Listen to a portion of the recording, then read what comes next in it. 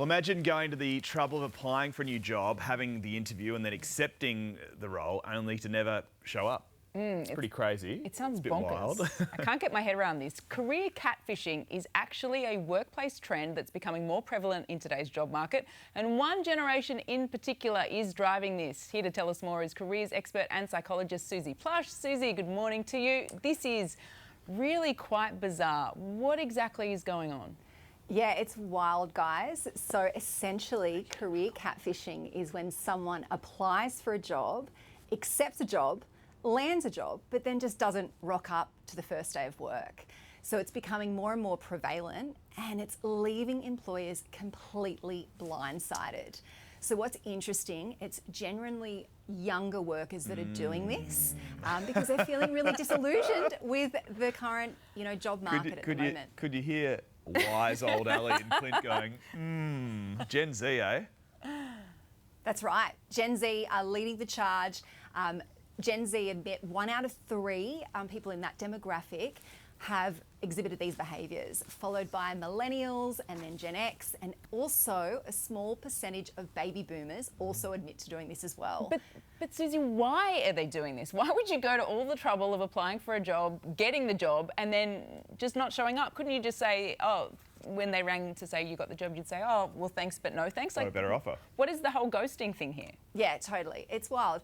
I think part of the issue is being a job seeker at the moment is pretty brutal. The job market is really tough, and some candidates are applying for hundreds of jobs at a time, and they're just sick and tired of jumping through hoops, being ghosted by employers as well, and really just being mucked around without having timely communication. So it is a little bit of a power move to try and get their power back, to make it back on their terms again. But also, by the time they actually are ready to start that first day, they might just be disinterested Suzie, or have a better offer. It sounds like dating. They're playing hard to get.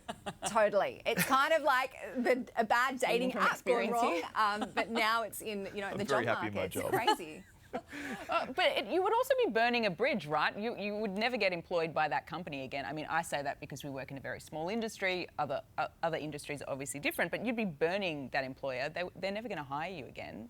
Surely, word of mouth is a thing too. Yeah, I always say to clients that it's your reputation will precede you, so you want to act with integrity. But the tricky thing is that employers actually admit to doing this too. So a recent survey found that 80% of employers have admitted to ghosting candidates as well. So a candidate might have gone through round 1 interview, round 2, and then the employer just, radio silence. You don't hear anything back. So that can be really disillusioning for candidates looking for work. So where does the balance lie here? Yeah, I think it's definitely needing both sides to communicate a little bit more effectively. I've got 3 tips for this, but being clear is kind. So if you're a candidate or an employer, really being clear on where the candidates are in their job stage. Also giving timely feedback is important. Fast-tracking hiring, I think particularly for Gen Z, they're a generation that is used to things happening really fast and moving fast. So we do need to look at some of our hiring processes to make sure they're fast-tracked. And finally, I say commit or quit. Like I said before, you want to be someone who your yeses are your yeses and your nos are your nos. And sometimes it's an awkward interaction to let someone down, but we really need to be clear and respectful and upfront around that. So many games. I don't miss dating listening to this. Yeah. No, the struggle is real here. Suzie, thank you so much for joining us. Thanks for having me.